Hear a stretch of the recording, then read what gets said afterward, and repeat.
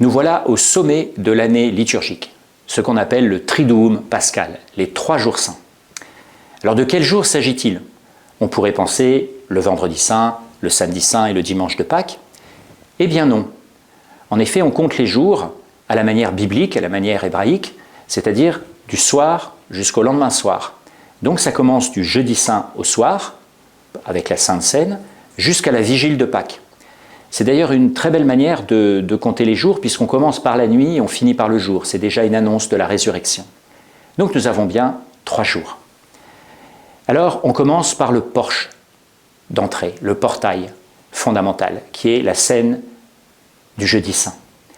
Jésus est encore libre, il n'a pas encore été arrêté, c'est son dernier repas. Et là, il va donner la clé de sol de toute sa vie et donc de sa mort. Il va livrer le sens de ce qu'il a vécu et du sens qu'il donne à sa mort. Lui va se révéler le serviteur souffrant qui va offrir sa vie pour vous et pour la multitude, pour Israël et pour les nations, bref pour l'humanité, pour chacun d'entre nous. Et là, à sa disposition, non pas l'agneau, car au fond il est lui-même l'agneau, il a les humbles matières, les humbles symboles de la fête des Azimes, la fête de Pâques, le pain sans levain et le vin. Ce pain sans levain, ce n'est pas vraiment du pain, c'est ce qu'on appelle l'echemoni, le pain de pauvreté. Il n'y a pas de levure, pas de sel. C'est vraiment le pain qui rappelle l'esclavage en Égypte, la souffrance, la mort. Et par ce pain, il annonce sa propre mort. Et puis il y a le vin, qui est du vrai vin, qui est le vin de la fête, le vin du royaume, le vin de la joie, le vin de la terre à venir.